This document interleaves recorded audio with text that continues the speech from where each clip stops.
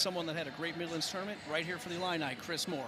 Yeah, Chris Moore went 4-1 up there and took the silver medal. Could have had a shot at the gold, but took a medical forfeit in the final, mostly as a precaution. Jeremy Hunter told us so that he'd be good to go here for dual action as we get things underway here in Huff Hall. The Illini and the home team will have the green band and the Gophers with the red band. I'm Scott Beatty alongside Brian Swaw as these two start to figure each other out. Yeah, you know, Chris is coming back after a redshirt year. As a freshman, he was an NCAA qualifier, so Chris knows how to get it done, and he's looking to be rough and tough here against Max McAnally. You know, Max, in his last 4 matches, has been a scoring machine, and Coach Eggum touched on that. 3 tech falls, 1 major decision, so he's looking for Max to open up here. Quick attempt there that Moore avoided. It looks just early on, Brian, that McAnally a little bit more aggressive. Yeah, I mean, they're feeling each other out here. I mean, Max is a really big 184-pounder. And, you know, he broke onto the scene. I mean, his redshirt year, you know, had a great season. However, last year, broke onto the scene, just had a fantastic year. Was in the Big Ten finals and then rolled to a 3rd-place finish at the NCAA tournament. Became an All-American, and here he is now, ranked 3rd. There's a nice shot. And he got him down for 3 points here in the early going. You know, it'll be interesting to see because, and we're going to say this a lot tonight, there's a lot of contrasting styles. So Max McAnally, as we said, likes to score points, and Coach Eggum touched on that. Chris is a fantastic counter wrestler, but Max was just a little too quick there, Scott. As you mentioned, 2nd place in the Big Ten the spring ago and reached the semis of the NCAAs. And this year, 9-1 overall, and he's going 7-1 in duels as we resume action here in the opening period. Nice escape by Chris and right to a re-attack. So 3-1 here with just under 1:30 in this first period, Scott. Well, this is one that probably the Gophers may even think, hey, with such a highly ranked wrestler, can we get bonus points here? And Chris Moore so far is holding his own. Now, Chris is doing a nice job. I mean, you know, he knows what he needs to do here in this match, and he needs to take very precaution, can't put himself out there. And Chris is doing a nice job doing inside ties, and we talked about that a little bit before the broadcast. If Chris can stay inside on him, he can control the tie-ups. You know, Max looking to wrestle in space, Chris is looking to tie him up. Locking horns here right now. Chris Moore out of Illinois, and appropriately enough, McAnally out of Minnesota as McAnally takes him down for another 3. Same shot that he scored on the first one with Scott. Nice little blast double. Chris is level changing. You see when Max puts his hands on the mat, he just blasts through him. And that's very impressive for the big 184-pounder to move like that. Everything out of bounds there, but McAnally with a nice lead now. It's 6-1 and 28 seconds to go here in the first period. Yeah, and with 28 seconds to go here, it's important that Chris gets out. Chris needs to get at a point here, make it a 6-2 match, at least close the gap a little bit. And I know Minnesota's looking, hey, ride him out here with 25 seconds. So 25 seconds of riding time with 28 seconds to go in the match. It's Chris with a nice little short sit again. There you go, he got his point. It'll be interesting here to see, you know, you can see Chris kind of reaching and bouncing. He needs to control those tie-ups. Does he take a quick shot here? McAnally just took a stab at it. Yeah, the same takedown twice. I'm interested to see if he goes back to that, if they get back to their feet again. And he's feinting like a boxer. In wrestling, we call that a nice level change. He's level changing, getting Chris to move his feet, and then he's taking advantage of it. Minnesota's taking down here. Opening match, and things are starting at the 184. Yeah, and as we look at that, you know, from a strategic standpoint, that seems it would play into Minnesota's hands because they're going to be favored in 4 of the first 5 matches. Or get something here. You know, and both Coach Hunter and Coach Eggum said, you know, in dual meets, it's all about momentum, right? So, you know, went to a flip and it fell on the exact weight Minnesota probably wanted. Like I said, favored in 4 of the first 5 weight classes for that duel. And we'll end that first half with Lucas Berg. You know, I like the sport of baseball. One pitcher comes out and throws well. Next one comes in, wants to match that. Next one comes in, wants to match that. So even though you're all doing your own individual thing, it's passing the baton sometimes. Yeah, and momentum's a real thing in duels, especially, can you get the crowd in it, especially at home, or take the crowd out of it? And that's exactly what they're doing. Chris is doing a nice job here riding Max McAnally. Keeping some control, and he's got riding time advantage right now. Totally out of bounds there. And both of these wrestlers looking to score in the same way on the bottom with little short sits, reaching back for a head. Sometimes we call that a gazzoni. Old school wrestling there, but yeah, both sitting out looking for that head hanging. Chris Moore almost got to him right there, but he did not let McAnally escape. Oh, and got the crowd back in it just a tiny bit, Max is in good position here. There he gets out. This next takedown is very key for both wrestlers. Chris can close the gap, and Minnesota's looking. Max gets that next takedown, then the major decision is well within reach. Major decisions, of course, are 5 points or 4 points awarded if you are 8 points to 14 points ahead. And, of course, if you hit a 15-point difference, that's a major decision. Nice little re-attack there by McAnally. Little snap down, looking for some short offense. He just signaled him in. Come to the center. Come to the center. The All-American, asking Chris, come on, let's wrestle.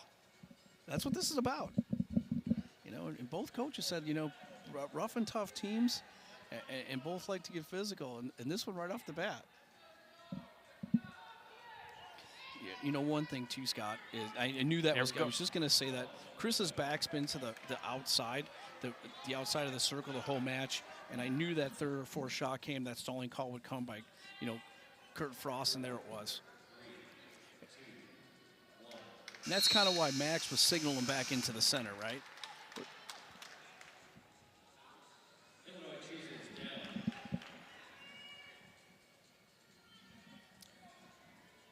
Illinois will take down here for the final 2 minutes. So Chris Moore will have a chance to grab a point here and keep it within 4 points. See if Chris goes right back to that, short sit on the bottom. Keeps that right leg out. Almost a caution. You got to stay within. And there it is. Same move again. So it's 7-3. And this next takedown is going to be huge for either team, right to a single. McAnally wasting no time. Nothing doing yet. Chris is in a very vulnerable position here, but he's scrambling tough. McAnally's got his leg. Little limp arm whizzer there. Chris got to get his foot on the floor. Oh, he gave him a point for stalling. And probably the right call, because he reached his foot out on the mat, and that's why he did it. Didn't kind of let him finish. Don't disagree with that call, but it's tough when you're at home. Still in decision territory here. Yeah, and that's what the Minnesota bench, Coach Eggum, Michael Kemmer over there, the Chem dog, he's over there, tell him to open up his office, trying to get that one more takedown for them. They know it's important to get a major decision.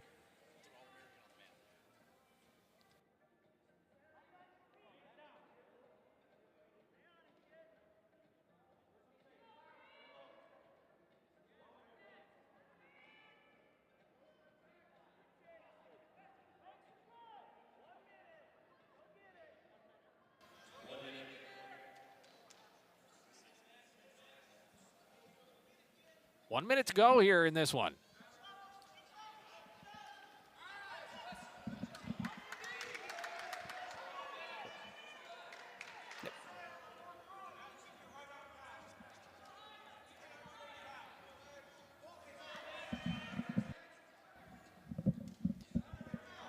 Yep. Chris with a nice scramble. It's coming down to the final 30 seconds. Nice little re-attack. Nice little re-attack here by Chris. 21 seconds here. Oh, quick stalemate. All right. So 19 seconds left, and they're trying to push McAnally to get that next takedown. Very important here for the Illini. Chris Moore, yeah, trying to keep this just to 3 points. He's backing up. They might hit him again. He's right in on a single. Nice defense by Chris. McAnally shoots. And Minnesota picks up a point. Chris with some nice defense here. Can't give up this two. That's it. And Minnesota will take the first. And McAnally with some words for Chris Moore out of frustration. You know, and that's generally what happens. I mean, you're an All-American, and guys are coming after you. You know, Nelson ranked 20th out of Inver Grove Heights, Minnesota, facing off with the unranked but grad-level wrestler Dylan Connell for the Illini. Yeah, and Dylan had a redshirt year 2 years ago, sat behind Edmund Ruth last year, but prior to that, he was a national qualifier. So he does have the skill set to what it takes here. And this is a great match for him. He was on a roll at the Midlands. He wrestled very well. And it was good to see Dylan back on the mat because he's had some health issues in the past. But, I mean, this is a match here that Minnesota's looking at and saying, hey, we have a ranked opponent against an unranked Dylan Connell. But Dylan Connell has the savvy to get it done for the Illini. A little bit longer levered, don't you think? Yeah, it's taller guy. Yeah, Dylan, you know, like I said, he's had some injury problems, had some ankle issues. Very tall wrestler, and maybe not the most savvy on his feet, but if he gets on top of you, to your point, he used that length to his advantage. Where Gavin Nelson is more of the stocky football player, 197-pounder, Scott. Dylan Connell coming off a 4-2 showing at Midlands and took 7th place overall, including a defeat of his own teammate, Cade Lout. And that's interesting. You know, we talked about momentum earlier, and Dylan's, you know, won 4 of his last 5 matches, where Gavin Nelson has lost 4 of his last 5 matches. You know, had some tough goes against some you know, all-ranked opponents in Evan Banks, Bennett Burge, and Stephen Little. So, I mean, obviously no slouches there, but he is coming off 4 of his last 5. So which way can he turn it around, or can Dylan keep that momentum going? Yeah, Stephen Little out of Little Rock, number 3 in the country. That was his last matchup, and he lost in that one on a decision 7-2. Yeah, and all those matches were close. 7-3, 2-1, 7-2. So, I mean, Gavin's right there with some of the best guys in the country. And Dylan's looking to get back on track. A little stumble Dylan took there. a shot, but, yeah, as you said, stumbled a little bit there. Yeah. It's important. It's important. Like, I think, you know, when you're talking about a match like this, it's very important for someone, you know, to get that first score and build that confidence. Right now, they're just filling themselves out with under a minute to go, and we're locked up at 0-0 here. Hands were grasping each other's. Now they release. Everything's been mostly at the shoulder level. Connell took 1 jab underneath. And Gavin Nelson, you know, from that powerhouse Simley High School, where they have a couple wrestlers on the team from Simley High School, seems to be, you know, a big recruiting school for the Minnesota Golden Gophers. And Gavin Nelson was a highly ranked 3-time state champion in Minnesota. Dylan Connell, a 4-time state high school champion, but throw all that out the window now, Scott. This is college. Nelson turned him here. Connell was down for a moment, had a little bit of up top leverage there, but thought for a moment that Nelson could maybe twist him around. Yeah, it was a front headlock situation. Dylan was comfortable there, had an elbow pinched, you know, so he was in a comfortable spot. But this is going to be key here, right? First points we said, Dylan's caution green. Dylan loves that short sit. If you were watching the highlight video of Illinois, you've seen Dylan Connell on the screen hit that switch, just what he tried right there. Another caution. One more, and that's a point. Coach Hunter. Coach Hunter. There it is. Dylan likes to sit out, but he's up to his feet. A little out of bounds.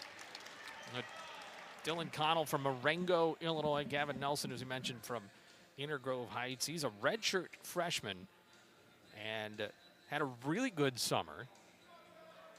It's on the U23. You know, well, he lets him go. He lets him go. So, you know, there's those first points, 1-0. Is that enough to spark Connell going forward? It didn't see much offense from either of these guys in the first period, kind of filling each other out. I can tell you this, Dylan Connell has a great ankle pick, short offense, loves to be there from tie-ups. That's, to your point, Scott, that's where he uses his length, where Gavin is more strong and powerful, where you've seen him try to get in that front headlock series and get behind.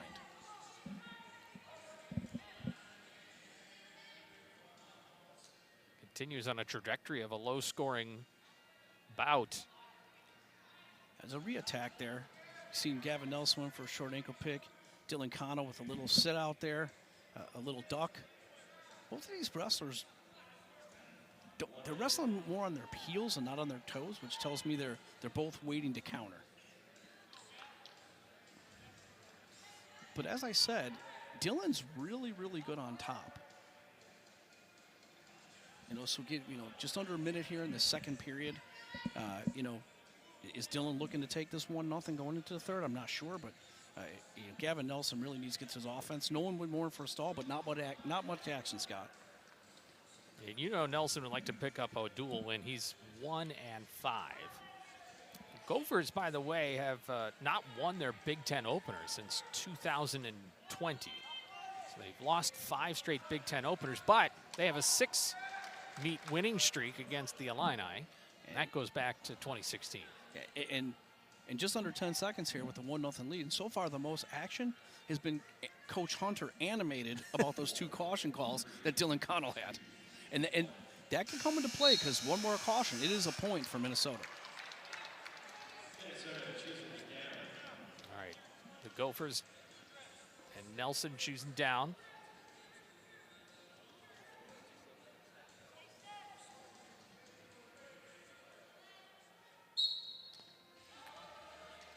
Connell, does he have something here? Lets him go, and we're tied. So neither wrestler able to control each other on the mat. Neither one has been close to getting a takedown. Now, something has to give here in this last minute and 45 seconds, Scott. Yeah, riding time not a factor. At least not yet. Yep. The number 20 Nelson against unranked Dylan Connell. Minute 30 left in this very pivotal match for both squads here. Nelson's lost 3 straight, as you mentioned. He's trying to get back in the winning track. Went 1-3 at the National Duels Invite down in Tulsa. I'd really like to see Dylan open up here a little bit, right? You're the unranked wrestler. You're unfavored in the match. I'm not saying get over aggressive, but time to get on some offense here. Because Gavin Nelson's strictly and just waiting for Dylan Connell to attack, in my opinion. There's the 1-minute warning. Connell took a little bit of a try there. Now he's counter there by Nelson. Yep. As soon as Dylan, and that's what Coach Hunter's telling him, close the gap, right? Close the gap. So as Connell went for that shot, as we talked about inside tie, Nelson was inside that, looked for a throw by, and Connell with a nice counter. 30 seconds left here in this match, Scott. This one coming down to the wire.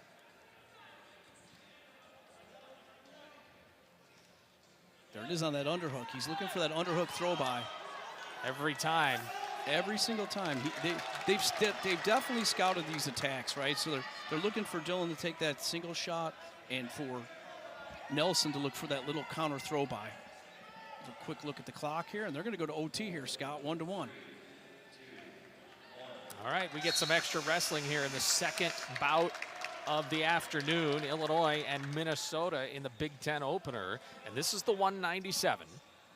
The second match. We started at 184. It'd be a 2-minute overtime on their feet. First one to score wins the match here. And if I'm thinking offense here, you've seen what Nelson was trying to do with that little counter throw by. If I'm Dylan Connell, I'm looking for an ankle pick because he's all over that on that single on Nelson's right leg.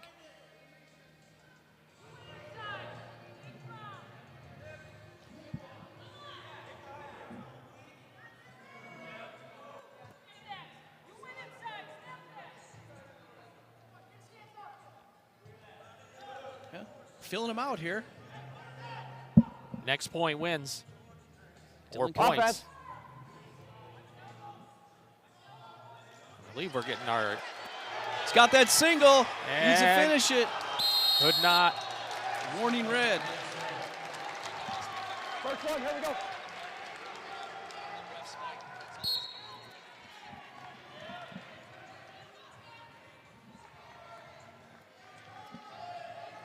One minute here. Dylan Connell with a nice attack.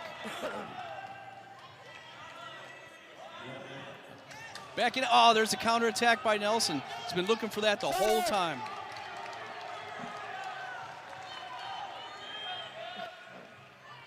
.30, 49 seconds to go. Little re-attack single. Does Connell have it? Nelson's very big. He's down. Nice. But no points. Nice defense. A lot Push of him action out. here. And they're going to reset. Nice. Both guys getting after it.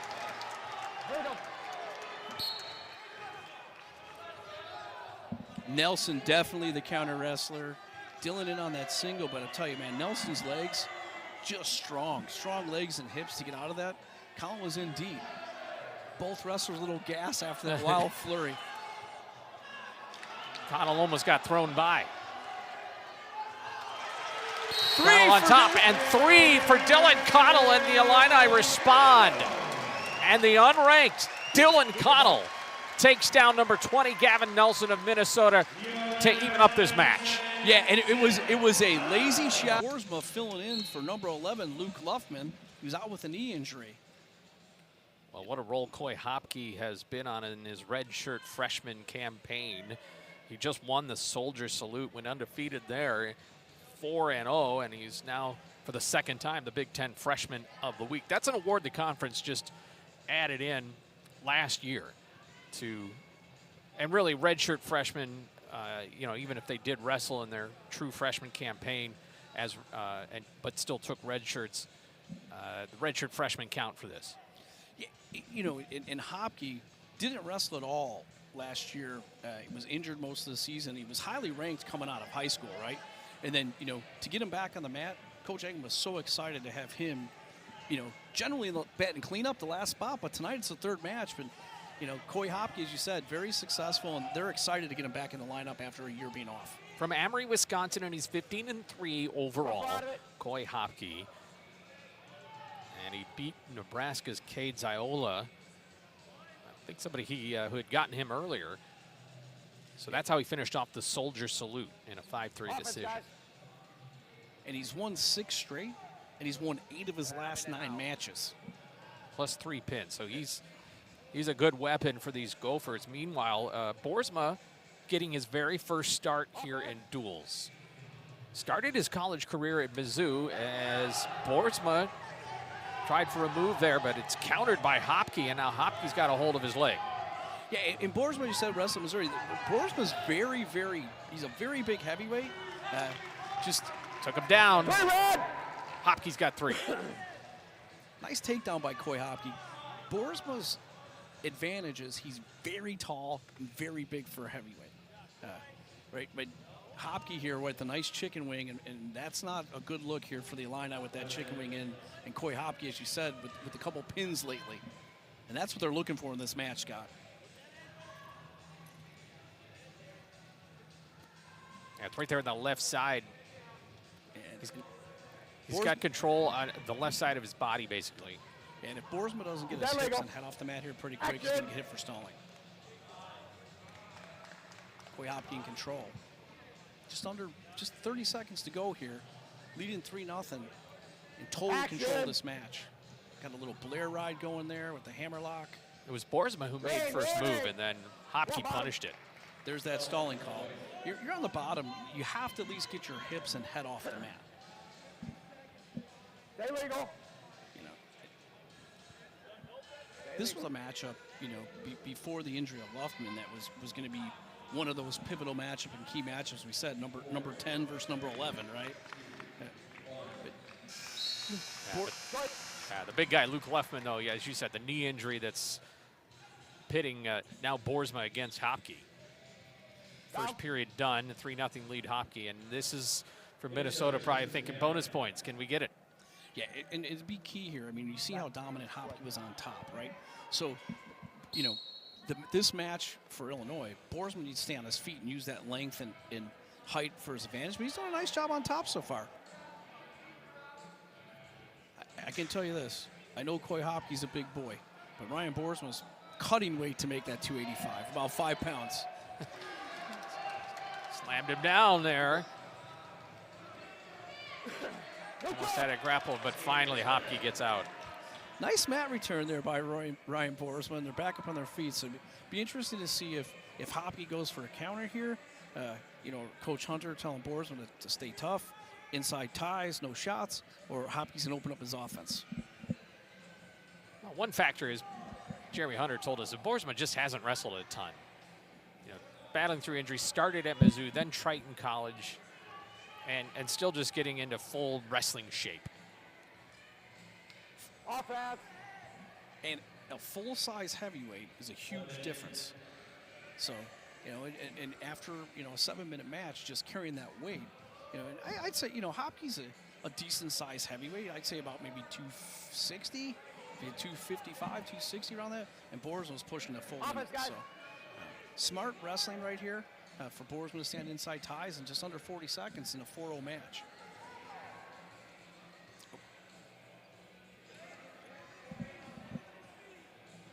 Be very interesting, not to get ahead of myself, with Boersma's choice in the third period if he decides to stay on his feet and not go down. Offense. And what advantage would that bring him without picking up the point for an escape? Well, he wasn't able to get away from Hopke on that first takedown. He got hit for stalling once. There's a shot. Oh, Hopke with some leverage. Boersma just squirreling around and somehow avoids it. Very interesting there. Little counterattack, little reshot, reattack. I think he's going to take down. Very interesting here. They do, okay. Well, he signaled over there.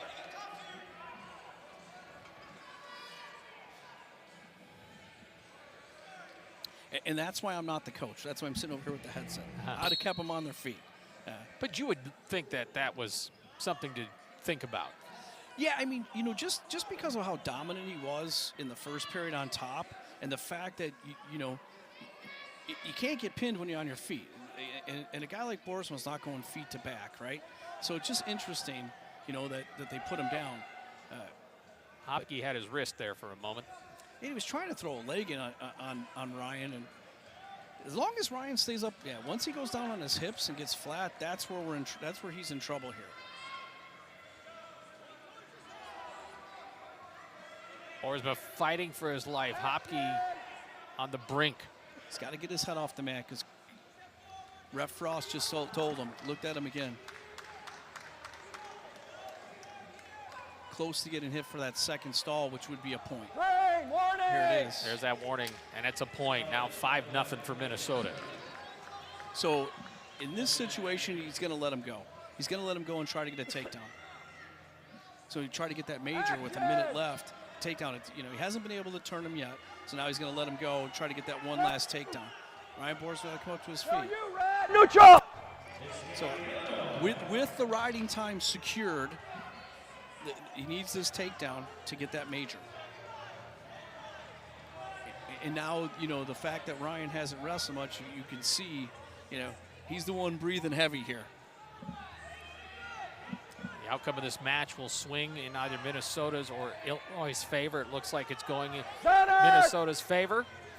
But Hopke wants a major decision. Better to take a stall call here. Nice shot by Hopke. 3, you got 3! And He gives up the 3 with 10 seconds to go. 2, 3, easy! They go out of bounds, so 5 seconds to go. He needs another move here, another point. Very, very tactical by that Minnesota coaching staff. Cut him with 40 a minute to go to get that point. So Go red! It's 5 seconds to do something. and that's a big win and a major decision by Coy Hopke. Nice job by Ryan Boersma. Spencer Moore is not going to see the mat tonight due to illness, so they're starting true freshman Koji Campbell against a highly ranked Yori Volk, number 9 in the country. This is another spot where the Gophers would like some bonus points. C.J. Campbell put in a spot for the grad student Spencer Moore. And Coach Campbell he's been wrestling very well. He wrestled a couple opens, wrestled the Midlands, rattled off a few matches. But this is a big spot for the young freshman wrestling Yori Volk, who's wrestling back home in Minnesota after being in Wyoming and being an All-American. And Coach Eggum's glad to get Yori Volk back in a Gopher singlet. Yeah, that was 2 years ago when he was an All-American with the Cowboys, when he placed 7th at NCAAs. Yori Volk's a big 125-pounder. And I know that sounds kind of, he's a big one. He's a big 125-pounder. He's very stout. Not tall, but, man, he's thick. Lakeville, Minnesota is his hometown. Ranked number 9. C.J. Campbell being thrown to the Wolves here. And Yori's, he's 13-2 on the year, and he's been on a roll. And scored a ton of points early. And then in his last 5 or 6 matches, the points haven't been there. But when he started off the season, tech fall, another tech fall. I got you. Walk it off. Little eye poke there. Stay here. Hold on. Just walk it off. C.J. Campbell's from Kenosha, Wisconsin, there on the shores of Lake Michigan. Here we go. As far as I can tell, his first match of the year. Yeah, well, first match, he wrestled. He's 3-5 total. Wrestled in at the SIUE Open, and he wrestled at the Midlands. This is his first Big Ten duel ever. He's a 4-time Wisconsin state champion, and along with Braden Scholes as well from Wisconsin. So some 4-timers from the state of Wisconsin, and up against Yori Volk here. Got his hands full. But right now he's holding his own. Campbell's still 19 years old. He'll turn 20 in May. Yeah, Yori Volk, a 4-time state finalist, and a 3-time state champion himself. So, just like that match with Moore and McAnally, all the state titles. Same thing with Connell and Gavin Nelson. Yeah, it's kind of what you see here in the Big Ten. It's a grind. But C.J. Campbell goes by Koji Campbell. Doing a great job here with just a click over 30 seconds to go in the 0-0 match. And you see Volk is, you mentioned it, he's just so thick in the shoulders. And part of that comes with age and accumulation of of weightlifting and training. It's a knee pick attempt there by Volk. Campbell really spun himself away. He's got to circle back in here, Scott. And there's that, when the referee does that little rolling motion, that's okay. I let it go this time. Next time you go out of bounds, it's going to be a stall. 15 seconds to go here. Headlocks, and not a ton of offense here in this opening period between the two 125ers, Volk and Campbell. In that, like I said, that was a little bit of a concern with Coach Eggum. He was, talked about Yori's scored a ton of points early. Very excited to have him back, and then recently, and there's been some tough points, but I mean, none bigger than the win that Volk pulled off against Eddie Ventresca, who's ranked number 4 in the country and has a win over Vincent Robinson, the national champ. So, Yori can get it done with the best of them. But right now he's, in a tight match here with the true freshman, Koji Campbell. Volk's on the board. Yeah, the Ventresca, number 4 out of Tech, is prized twice. He's coming off a win against NDSU and beat number 30 Ezekiel Witt. 9-5. He came back in that one too. He had to take down and some back points in the last seconds in the third period of that one to win it. That was a nice little knee pick there, almost right to his back. Now Volk opens this up 4-0. And that was purely the maturity and strength that you talked about earlier. He was in tight, had a nice head pinch, went for a knee pick, almost had CJ on his back. But that was definitely experience and strength. And the same thing in the Borzoi matches. And this is dominance here. I mean, yeah, from how he's on his hips. But Coach's got to keep his head off the mat. If he keeps his head off the mat, he's in good shape. But in these Big Ten duels, they hit you with stalling fast and furious.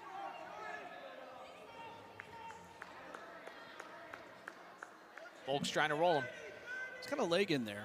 He's using the old figure 4 leg here. 30 seconds to go. Looking for a cross body right here. Now he's going to a tilt series. Action! Head up. He's just telling him that. Action! Kurt Frost wanting him to improve something. Kurt Frost, our lead official. You can hear his voice on mic. Final seconds of the second period. Volk has picked up the riding time. Same situation here, right? Same situation. You're gonna goes down again. He's got to move. And Volk totally dominant. Rode him. Had scored that takedown. You know, with a minute and 10 seconds left, and rode him the whole time. So can Koji create some action? He's going to go neutral. He wants to open this up.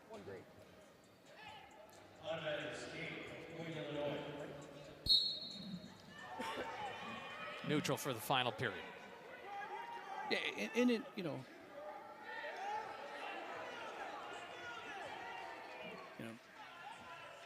Got him. Nice double leg takedown. He's trying to open it up here against the freshman. Another 3 for Jory Volk. Campbell got the escape for a 7-2, but now another 3.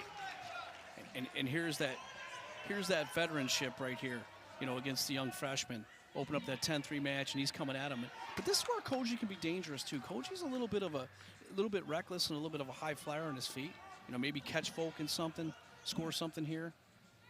But the veteran here really starting to push the pace and open up this match. Yeah, it's a major decision right now, so Koji has to do something to try and shave a point off it. Volk's just piling it on. He was looking for what we call a cement mixer. Now he has him in an assassin. Show you red, neutral. 52 seconds to go, and Campbell might be in trouble. And Volk smelling blood in the water here, looking for that tech fall. He's got to come up to his feet. He's a point away from it. Looking for a headlock, and that's it. That's going to be it. There it is. That was quick work there towards the end as Volk just piled up takedown after takedown for the tech fall and give Minnesota 5 points. Yeah, and you know, when you get to, you know, it was 4-1 going into the third period.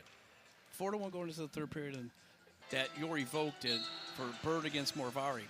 Morvari, the redshirt sophomore, out of that famed Simley High School that we talked about. Morvari, yeah, Richfield, Minnesota, redshirt sophomore.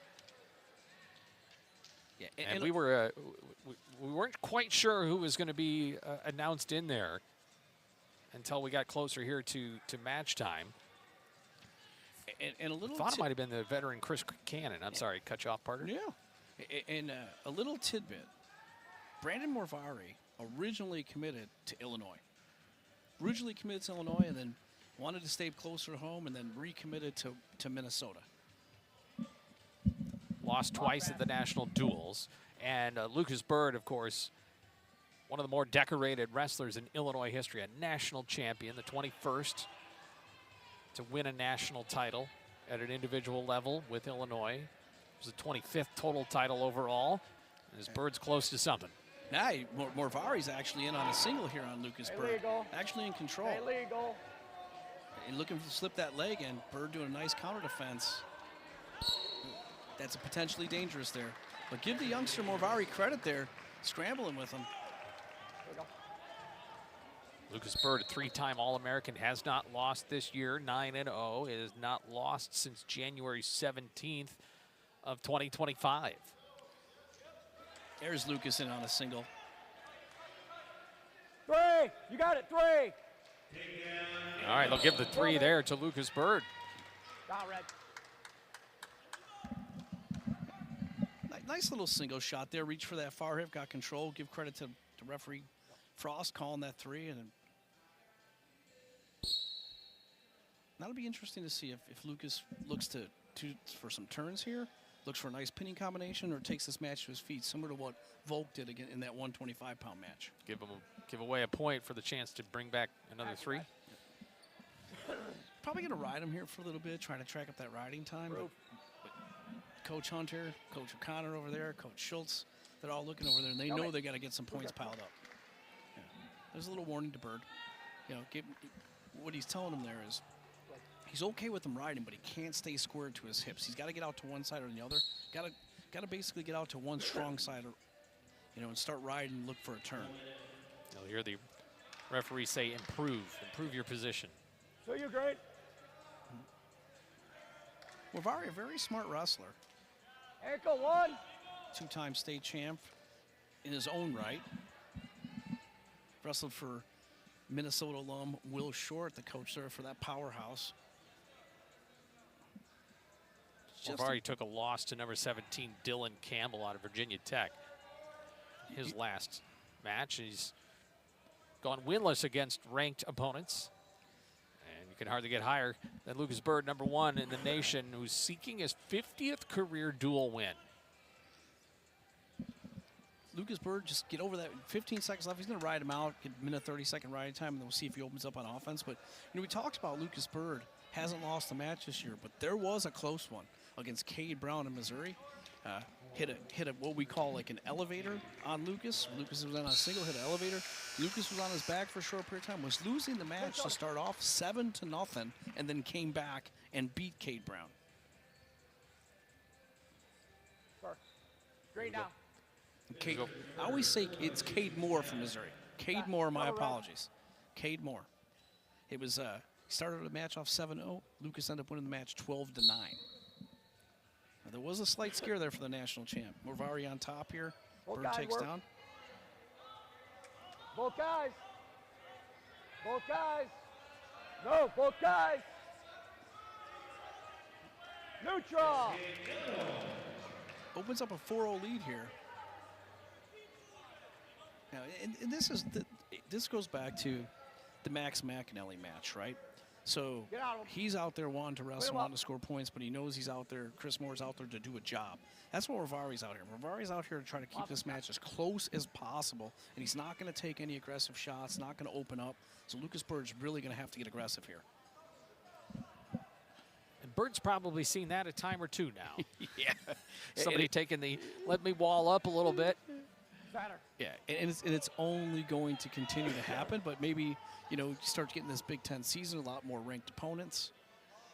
Get out of there. Clean those up, come on. But, when we were previewing this duel and we were talking to both coaching staffs, and, this was one match that, that Coach Hunter, was adamant he needed bonus points out of, And it was also 24 hours before the duel, we weren't, Spencer Moore was not announced out of the lineup as of yet. We were aware that Luffman wasn't going to go. We weren't aware Spencer Moore wasn't going to go. Well, Lucas Bird is the old guy and 7th season with the program. But it was last year that the confidence just shot through the roof. And he had the mind of a champion. Yeah, I mean, it started, as you said, during the season, but that match in the Big Ten final when he was able to get over the hump against Drake Ayala and he locked him up and pinned him, that was just when you could really see everything starting for Lucas. 8 seconds here, trying to get this takedown. Wavari doing a nice job. And the Minnesota bench knows how important this is to keep this to a decision, similar to when Moore wrestled McAnally. Minnesota won the opening bout with a decision, and then Illinois tied it up. Dylan Connell over Gavin Nelson. And then got a major decision for Coy Hopke with Minnesota, and then Jory Volk with the tech fall. So Minnesota's kept building, and this is the chance for the Illini to climb back in it. Optional. Go ahead. Optional start, which means he's going to let him go right off the bat. Neutral. Wavari gets on the board. Blunder. He's doing a great job here against the national champ. Center.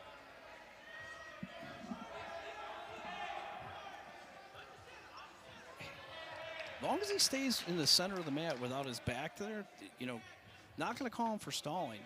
And he's standing there waiting for Lucas to come after him. Warning, stay out of him. Stall warning there. Hey, stay out of him. Come on. Yes. There's Ref Frost said, no more interlocked. He's tired of it. Looking for some action. 1 minute and 23 seconds left, and 4-1 match. Lucas really needs a couple takedowns here. Morvari out here dancing around. But Lucas he's not really taking the action to him though either, right? Yeah. So now he's after him.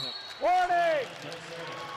That was a stall warning, so Lucas Bird picks up a point. 4-point lead plus the riding time. 1 minute to go, and Lucas still needs to open up here offensively. There's a nice misdirection shot. He loves the ankles. Morvari in a nice ankle lock, though. Looking for a roll here. Getting down to 40 seconds. Nice defense by Morvari here. Lucas has got him on a leg.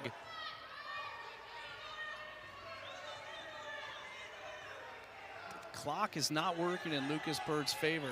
And a little re-attack there. Minnesota bench is excited about that. Stalemate. 20 On a seconds. stalemate, yeah. Needs a takedown. Needs a takedown here. Needs a takedown for at least a major. With 20 seconds to go, he's really going to have to open up. Yeah, this is still just a decision. Bird has not had any majors this year. He's had 2 tech falls and 1 pin.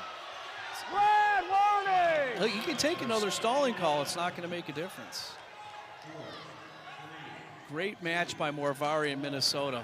That is as close to a win for them as they could imagine in a match against Lucas Bird.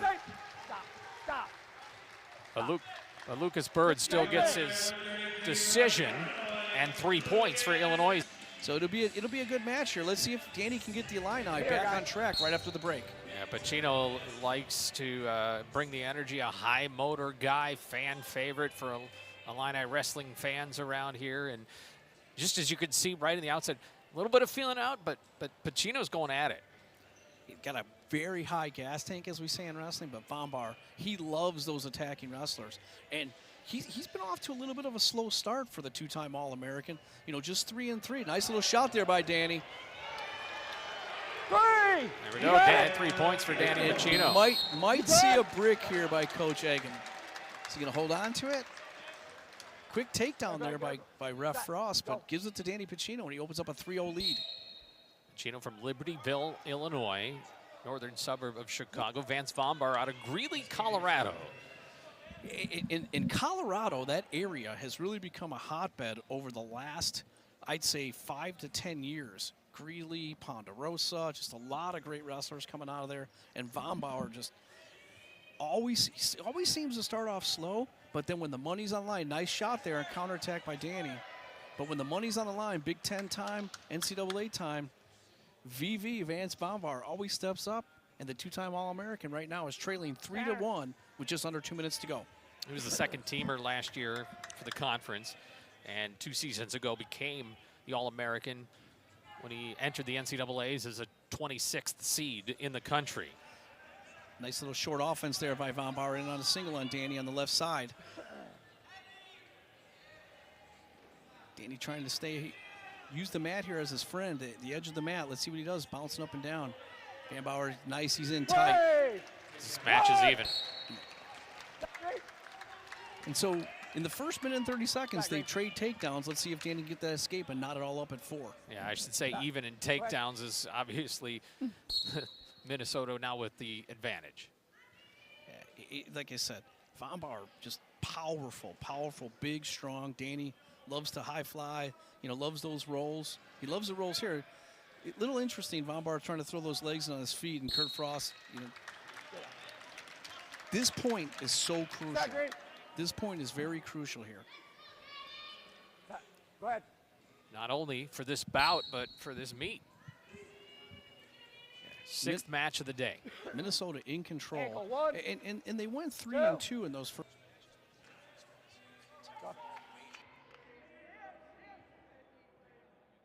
Action.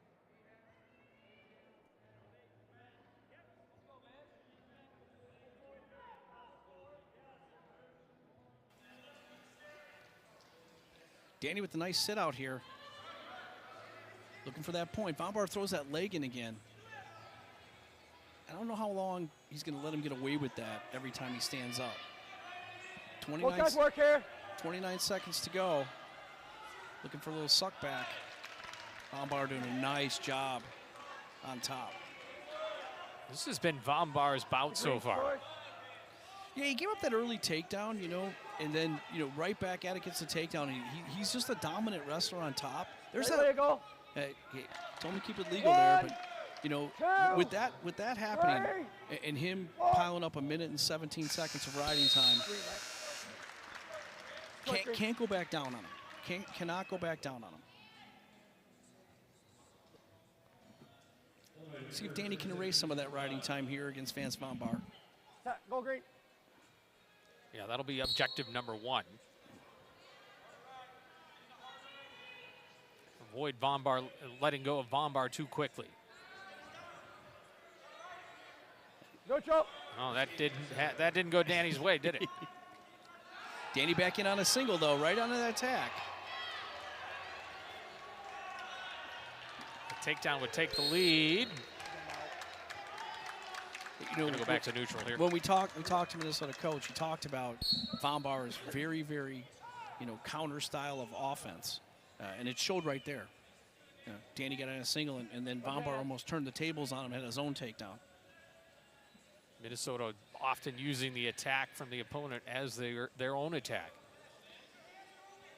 They're very good counter wrestlers, and if you watch a lot of high-level NCAA wrestling, a lot of, in matches that are equally matched, there's a lot of counterattacks. We've seen that in the Connell and Gavin Nelson match. Nelson finally opens up, takes a shot. Connell counters, gets the takedown. Danny needs to get back here in the circle. Under a minute for the second. And as I say that, I hear, there's a nice little single shot again by Von Barr, in tight on Danny's left.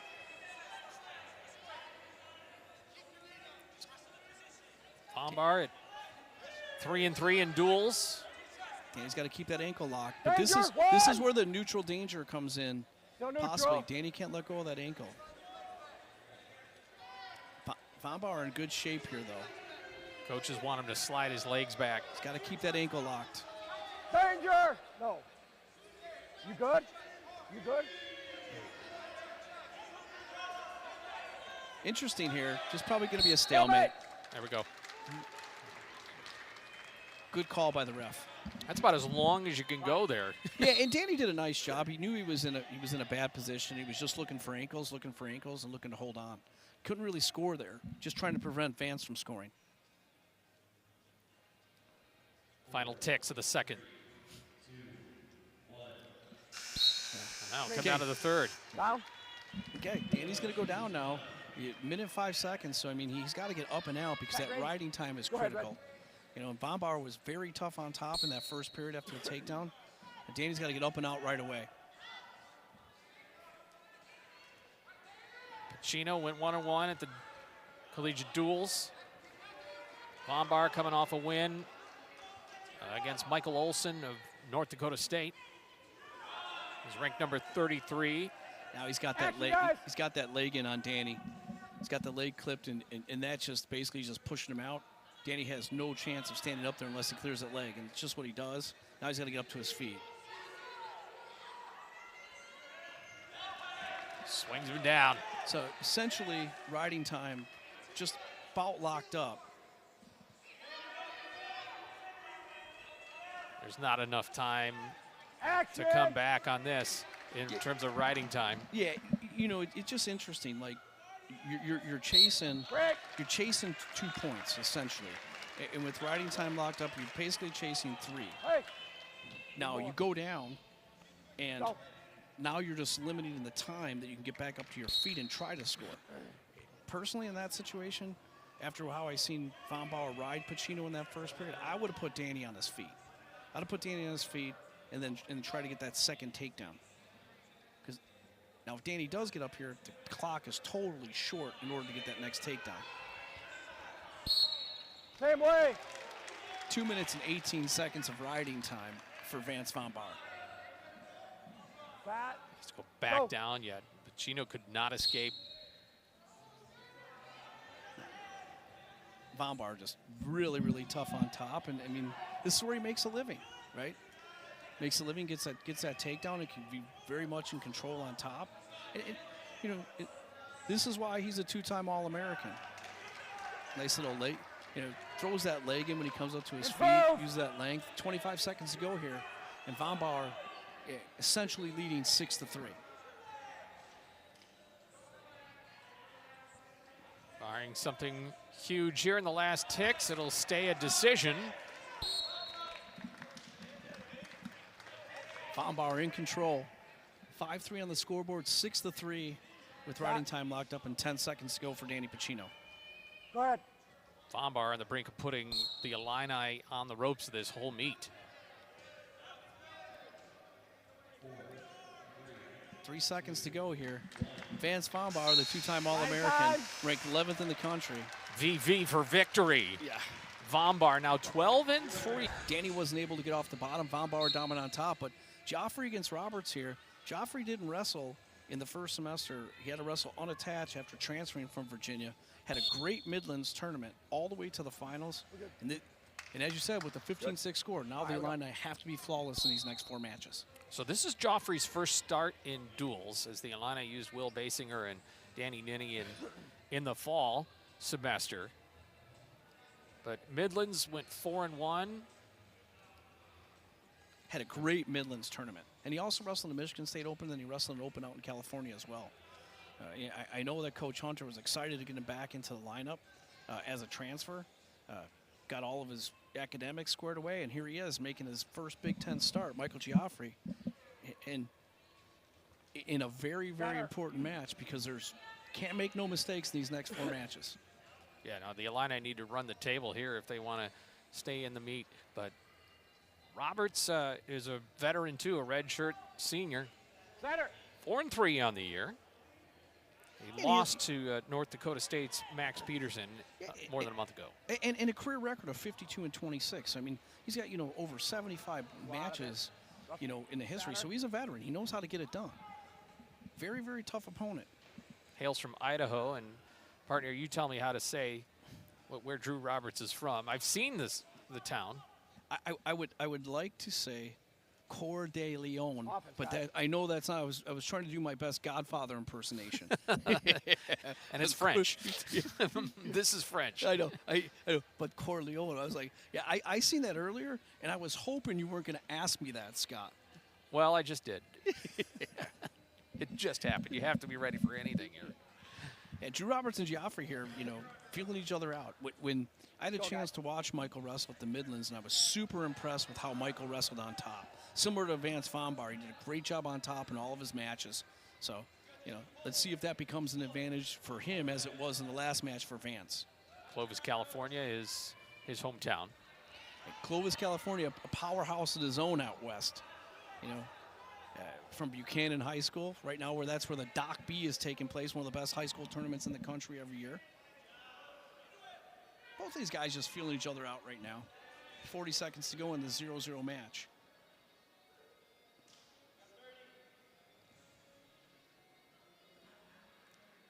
Three years for Joffrey at Virginia before this year here with Illinois. And he had a little bit of injury history. I mean, he's 20-16, so... but like I said, he was really wrestled well at the Midlands. He was super excited, pulled off a few upsets out there. He beat Ethan Miller, who was just coming back from Virginia Tech. He wasn't ranked. However, he was a formerly ranked opponent making his first starts at the Midlands, and wrestled 3 Virginia Tech opponents in a row. Not enough time there for Joffrey when he had a hold of the leg in the last few moments. So we go to the second period. Defer. Michael's going to go down.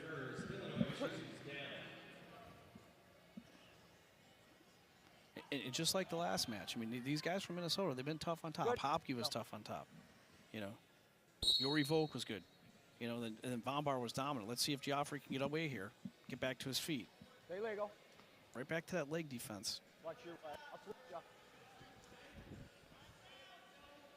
Michael working hands here, and the theory is, Scott, opposite hand, inside elbow, trying to get inside control before you stand up. But Drew Roberts, the longer wrestler. Michael's got to get inside underneath that leg. Trying to turn his hips back into him. But he turns too soon. Roberts will just keep scooting. Roberts has more than a half minute of riding time now. Look up. And there we go. Well, the first point goes to Joffrey. And it's a little, and Geoffrey, a nice little ankle pick shot there. Got to reach for that far hip.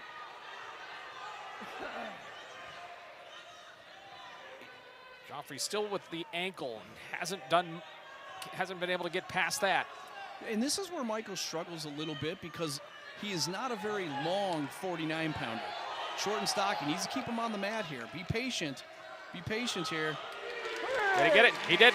1, 2. In a near must-win bout. Joffrey gets the takedown. He's got a toe in still. Now they're out. What I took away from that takedown there was, one, patience by Geoffrey. Two, it seems to me Drew Roberts is getting a little tired right here. See, he sat down on his hips there, sat on his back. So Michael really needs to open up his offense. I mean, you know, as we talked about, they need to be flawless here. A nice little sit-out, reach for the head. And just as I say, Roberts looked tired, a flurry of action. Don't project our own age onto them. Yeah. Interesting here. This is not a position Michael needs to be in with the longer Roberts. He needs to stay away. Basically, wrestle in space. Look for that little pick again on Roberts' right leg. Tried for it there.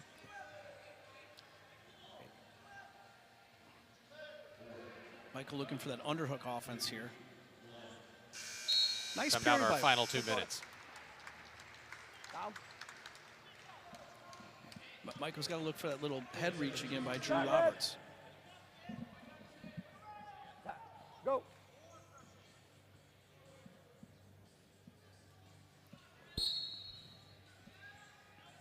Drew Roberts back to that little cell, reaching for the head again, little roll. Joffrey not having it. Nice claw ride.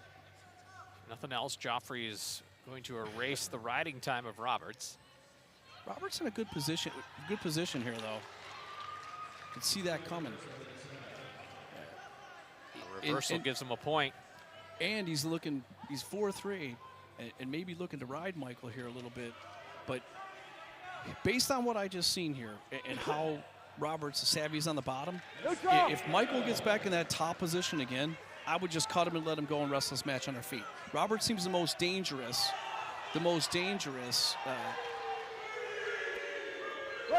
Bench wants 3. Minnesota gets it. And now it's swung in the Gophers' favor. He's got to get a point. That was a great counterattack by Drew Roberts, and he definitely. This is where Michael struggles the most. Is he's a shorter 149-pounder. When I talk to the coaching staff, they think he could be a 141-pounder. And he's just short, and that length by Drew Roberts is just huge there. He's looking to throw that leg in again. Oh, I'm back here. You watch it. 33 seconds, and the key is here to get out before that riding time clicks in. Yeah, just as it was almost gone, it's now piling up. 20 seconds to go. Drew Roberts in control. He's got to get out in 10 seconds. Great job by Drew Roberts to get that riding time. And there it is, riding time. It's essentially a 2-point match. Warning, red. Minnesota just got a warning. Now Geoffrey's down, though. Geoffrey needs a takedown. Tied match, but he's got to get some control of it. 10 seconds. That riding time is the difference. This is Minnesota's. Unless Joffrey can do something. Drew Roberts locks up the riding time and pretty much secures the duel for Minnesota, unless there's some pins or bonus points. That was a match they needed. And Drew Roberts, the veteran, comes through. 3 capable wrestlers, but as you said, Minnesota doesn't go down quietly, and Minnesota hasn't totally revealed what they're going to do at the 174 if things are tight. Yeah, and we talked about that. If the duel's locked up, they might throw some other guys out there, and it's just for Big Ten purposes too. So, but right now it's Webster and Millard, and this is a really, really good matchup. Webster's number 8 in the country with the Illini, 12-1, an Illini native, an Illinois native, and a redshirt sophomore, Charlie Millard out of Mequon, Wisconsin.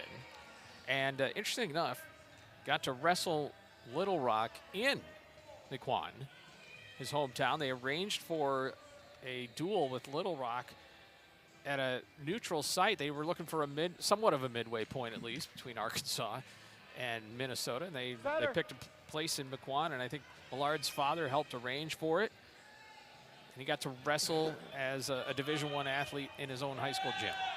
Nice shot by Charlie Millard there on Cannon Webster. Cannon very, very good defensively, but Charlie in deep on a single. In control here, looking for that first takedown. Cannon really tall. Nice little job there by Charlie Millard. Hey! And a quick takedown, he takes the lead. Well, Millard's coming off of a defeat of Gavin Drexler, number 9 in the country, North Dakota State. Beat him 10-4. And he went 4-1 at national duels. And interesting that you mentioned Gavin Drexler, because that's Cannon Webster lost to Gavin Drexler last year in the blood round of the NCAA tournament. And Drexler, a Wisconsin guy, too. So, Millard, a very highly ranked coming out of high school. Great high school wrestler, and here he is at Minnesota. And Cannon Webster, 12-1, was on a roll, but got his hands full here, chasing 3-1. And Cannon Webster's got one of the best gas tanks I've ever seen on a wrestler, and he's very physical. Likes to work that edge of the mat, pushing. And I kind of thought that this was a really interesting, contrasting style because Millard's got a great gas tank as well. He's been a freshman of the week for the Big Ten, Millard has. His teammate, Coy Hopke, who won a major decision earlier in the match. He's also currently the reigning freshman of the week. Cannon was on a roll. Cannon won 11 straight matches before he wrestled Meyer Shapiro. And Meyer Shapiro at the time was unranked, but I'm telling you, Meyer Shapiro's a top 3 kid in the country. He just hadn't wrestled in a year. And he'll be right there. And then he got back on the board with a technical fall. So, you know, Cannon coming into this thing 12-1 on the season. Millard 12-3. And you know, Millard not backing down from Webster here. The highly ranked Cannon Webster against Charlie Millard, ranked 21st in the country.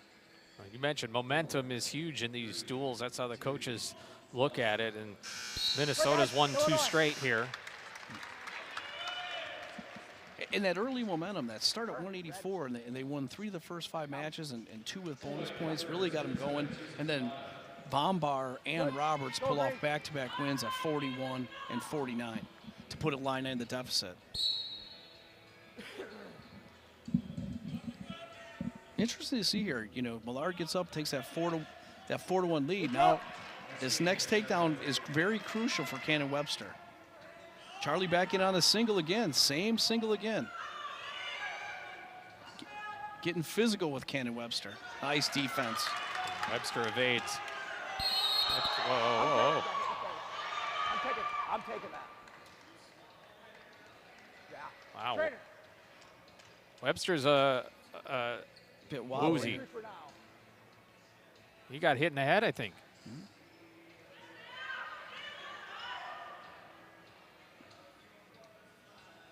Take a break here for a second. It's a little scary situation for Cannon Webster.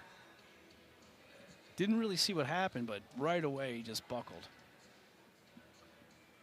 Something happened. I think the referee motioned about the face and said, "I'm taking that." Yeah, so it's right here. Let's see.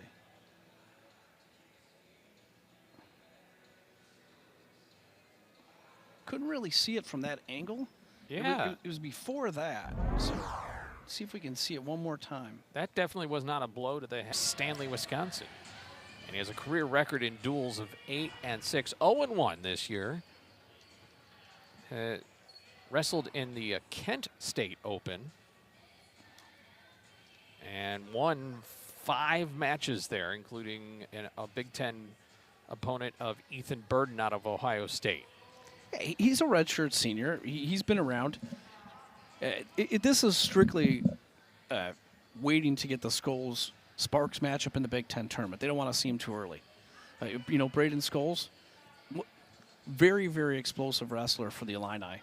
Off to a little bit of a slower start than we like to see from Braden Scholes, but he is dangerous in every position and just nasty on top. He had a very tough tournament out at the collegiate duels in Tulsa where he wrestled the number 4 wrestler in Bianchi. A nice little shot there by Brenner. Scholes from Kewaskum, Wisconsin, 2-0 at the collegiate duels on December 21st. Yeah. At the national duels, he wrestled Bianchi, number 4 rated wrestler from Wisconsin, he's very familiar with, another Akron guy like Scholes. Number 2, Michael Caliendo, and number 9, Max Brignola. 3 matches in a row, back. But he got revenge on Max Brignola in the last match against Lehigh. 5-1, he turned the tables. And I know Scholes is looking for that Sparks match, but as Coach Eicham told us, they might throw some different wrestlers out here just for matchup purposes. So with the medical forfeit, 6 points on the default Minnesota picked up, same as a pin. And that put this meet out of reach now for Illinois. Nice little throw-by attempt there. Brenner not backing down from the highly ranked Scholes.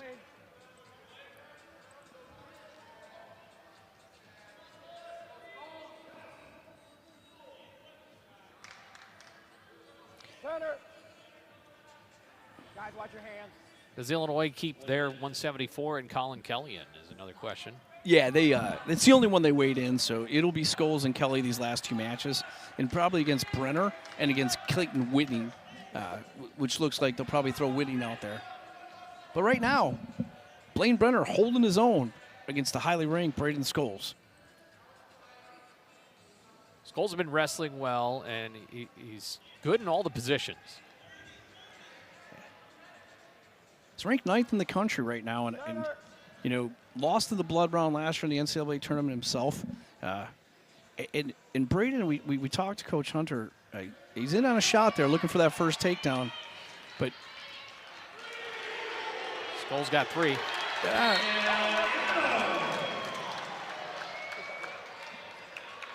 They're going to look at it again. He thinks he might be out of bounds once his foot touches the floor.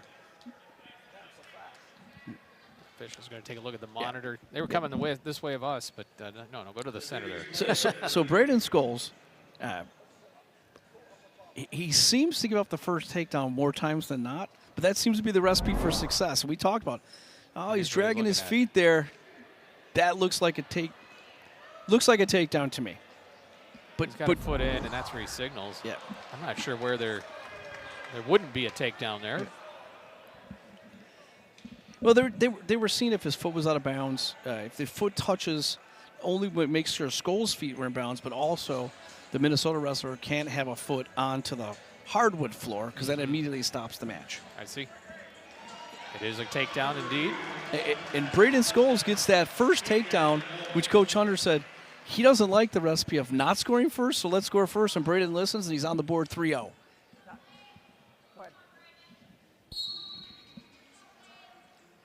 Scholes, a national qualifier last year. 10 seconds to go here in the first. He lost in the blood round to Oklahoma State's Miles Amin, very veteran wrestler. He's right there.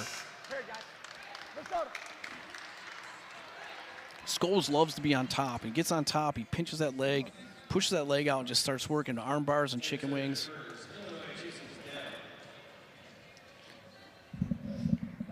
Give the Minnesota Gophers a lot of credit, man. They came in here today and they have dominated a lot of these matches. Well, Brenner's no slouch. He made the Nationals a couple of seasons ago, finished 6th in the Big Ten at the end of the 24 season. So he knows his way around the circle. And he's got 80-plus matches, and that's just huge in the NCAA. There's a reversal by Braden Scholes. He goes up 5-0. Similar scrambles as we've seen with Michael Giaffre. Runs him out of bounds. Now, this is the 88th match for Brenner. That experience is huge when it comes to these duels. But Scholes dominating right now, 5-0. Probably going to cut him here, let him go get back to his feet. And if nothing else, it gives Illinois, if Scholes can pile it on here a little bit, gives Illinois a little bit of a pride point. Yeah, you know, Scholes loves to, it just he seems to start off slow, but then he opens up, and he's just such a great attacker. Once he starts opening up on that offense, he's super hard to score on. Great in scrambles, really good on top. So see if Braden starts opening up, looks for a little far single there. Brenner does nice counter defense. Little re-attack. Brenner on a single. Scholes with just some great hips. Scholes not firmly in control, though. No, Brenner's just holding on here, too, right now. Going to have a hard time. Yeah. Great call by Ref Faust. Kurt Frost and Michael Fredrickson, two of the best in the business here today. Injuries have mounted for Illinois. No Luke Luffman in this meet, and Cannon Webster had medically forfeit after banging heads with Charlie Millard. And great job by our replay officials, our replay booth, to get that right before it happened, because when the last second there, we couldn't really see it, but then what happened was Millard took a shot, Cannon went for a defense, and Charlie came up and hit Cannon square in the jaw. Totally incidental.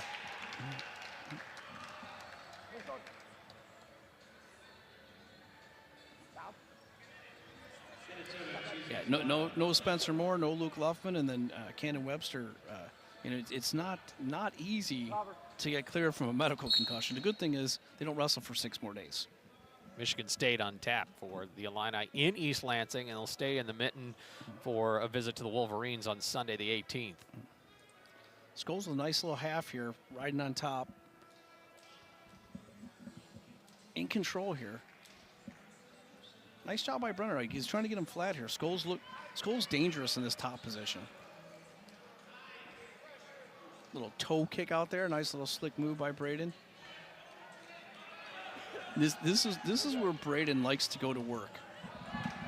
Been very impressed with Scholes' top game for a long time now, and Minnesota's got they got some coach in the coaching staff that loves on that bottom position, sitting back and hitting a roll backwards, grabbing a head. Seen it a few times, and Brenner tried it right there. Scholes sits at 8-4, 6-3 in his duels. And like I said, Scholes has been tested early and often with ranked wrestlers. Bianchi, Caliendo, Brignola, Ryder Downey. He's wrestled 4 of the top 12 kids. Those are his 4 losses. So come tournament time, Braden will be definitely battle tested. Nice shot by Brenner. And Brenner just picked up an escape.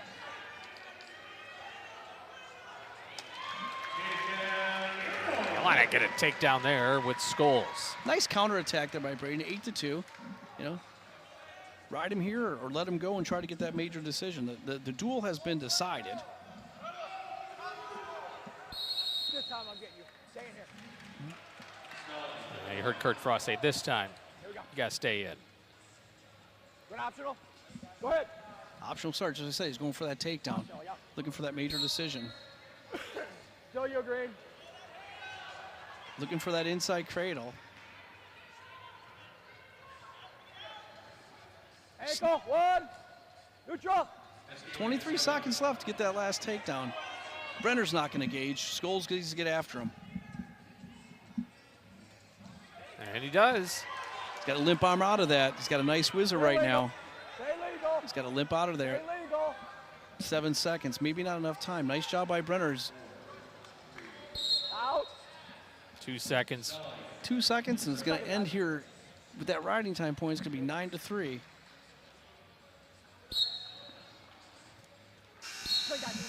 Not enough for more than a decision, but a victory for Scholes. He improves to 9-4 and 7-3 in duels. 74, and this is Colin Kelly for Illinois against Clayton Whitting, beg your pardon. Ethan Riddle. Ethan Oh, Riddle. I'm sorry. It is Riddle. I had received something else there, partner, that said it was Whitting. So we'll get you Riddle here. Riddle ranked 22nd against Colin Kelly, the redshirt freshman. 11-2 so far in early career. He's been very successful. Hard to score on. He's had some big ranked wins against Sergio DeSante, Cam Steed. Lost to Patrick Kennedy, number 2, and Jared Sima from UNI. But other than that, Colin Kelly's been near flawless at 11-2, coming in after not wrestling at all last year in his redshirt year with a back injury. Yeah, Colin and Kelly, a couple of wins at the collegiate duels. Beat Caleb Williams. Not the Caleb Williams that's playing tonight. No, Football. Caleb with a K. Caleb with a K out of Cornell. This is a different Caleb Williams. And that was a technical fall, 19-3 win. And then Dom Federici from Lehigh. He just does wrestling right. That's what Jeremy Hunter said, just does wrestling right. Yeah. You know, this Wisconsin connection to Minnesota with a bunch of Wisconsin guys, and Riddle from Germantown. Colin Kelly in on a shot here. Trying to get him off the mat. Yeah, a lot of the Wisconsin wrestlers will go one of two directions. South down to the Prairie State or Land of Lincoln, or over to the Land of Lakes. To the colder Minnesota. Yeah. Hey, a little bit colder than Wisconsin, but both in the Arctic. So, nice defense there by Riddle. Kelly, a very similar wrestler. Very, very good defensively. Very hard to score on. Great leg defense, great hips.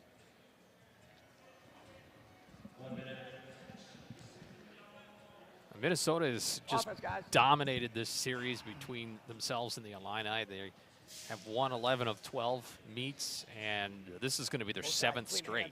Clean hands up. And the first home Big Ten opener in many, many moons. Yeah, it's been, they are snapping a 5-meet losing streak. Extending one losing streak and snapping openers. another. Yeah, yeah. 30 seconds here. Riddle deep in a shot by Kelly, trying to get that leg off the mat. Stay legal. Colin Kelly, very good in this position, but a little vulnerable right now. Gophers were here in Champaign in 2024 and won their last meet. Yeah. That was one of the last meets in State Farm Center that we had. 100 years of Huff Hall. I really like this venue for the wrestling. Nice job by Kelly. Nice defense there. We're 0-0 through 3 minutes. We got 4 minutes wrestling left here, Scott. And the Gophers in the commanding lead, 24-9. Colin Kelly, though, trying to end things with a punctuation mark for the Illini. And you mentioned 100 years for Huff Hall. They're going to celebrate that at the end of the month with the Indiana meet. When the Hoosiers are here. They did that for the Illini volleyball team this last fall.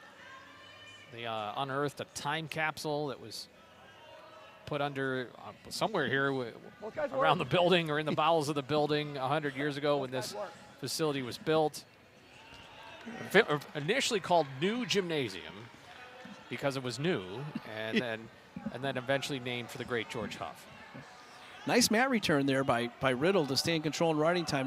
Now Kelly back on his feet. Riddle in control. I've been very impressed with the top game by the Golden Gophers today.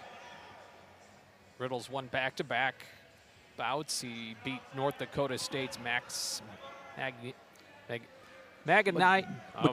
I beg your pardon. Now we're even for you asking me to pronounce that home state. The town in Idaho, yeah. Riddle doing a nice job here. 51 seconds of riding time against Colin Kelly. And you've seen, for the most part, Minnesota be able to do that in their bouts too. Yeah, they've been great on top, and that's a recipe for success when you get to the Big Tens and the NCAA tournament, because the matches are so tight and so close. Being able to ride is the biggest advantage, in college wrestling. If you can be tough on top, just a dominant thing to have in your tool bag. Those guys work. Colin back up to that tripod position, but Riddle breaking him down. Kurt Frost wanted some more action there. Yeah, I mean, he's letting Riddle stay on his hips a little bit. He's not getting out to the side, but he's looking for a mat return. Nice job by Colin Kelly. He's in good shape here. He's got to break that grip. He's looking for that. He's what they call the little David Taylor cradle, and he's got it. There we go, the reversal. Little drop David Taylor cradle there, where you go inside that inside leg scoop and lock your hands. Not in a great pinning position here. Giving him now he's got that suicide cradle over. Now he's got him. 14 seconds to go. Can Riddle hold it off? He's in good shape.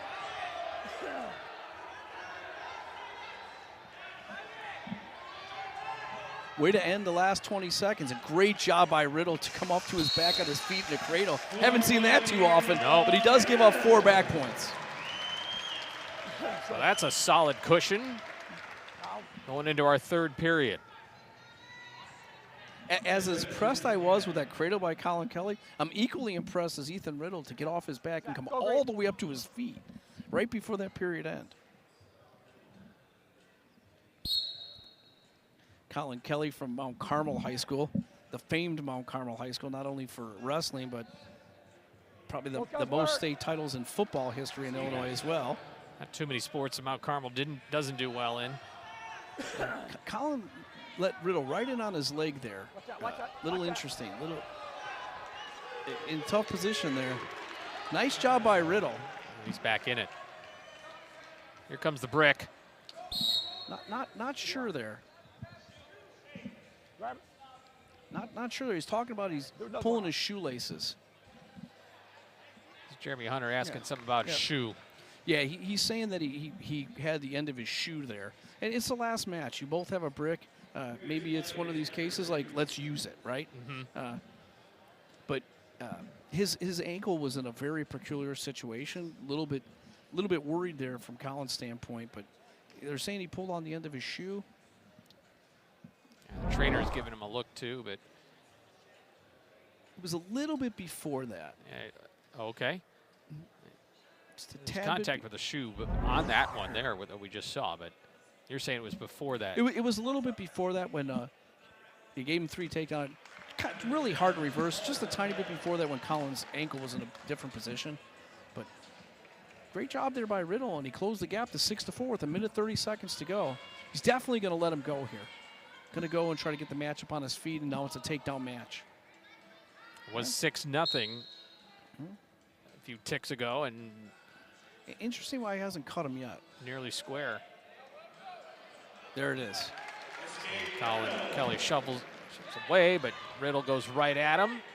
Riddle's been in on Colin's legs way too much and way too easily without a fight. So I'm not sure if there's oh, now he's looking for a cradle of his own. Okay, now it's an 8-7 match, and Riddle with the last 2 takedowns. Really Kelly had one, and he got 4 back points.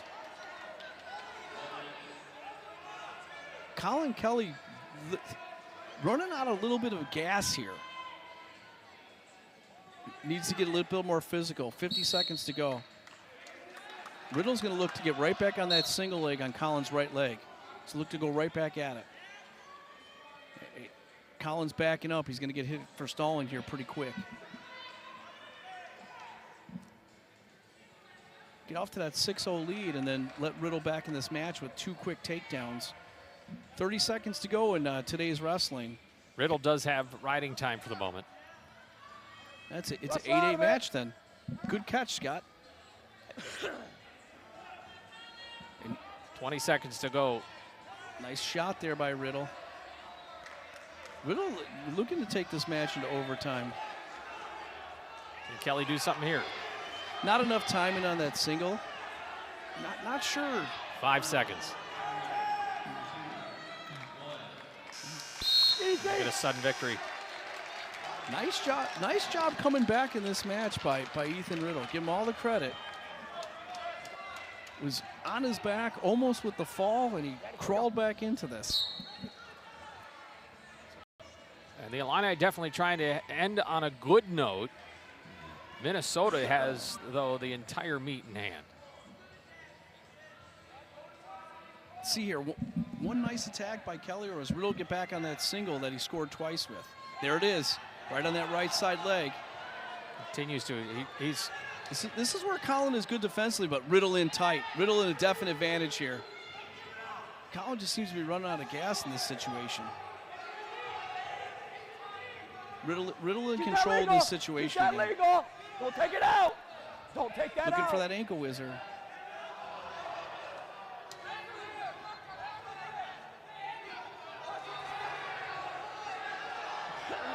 both sides are on their feet. Fans are into this one. I see a stalemate coming. 1 minute to go. Nice job by both of these wrestlers.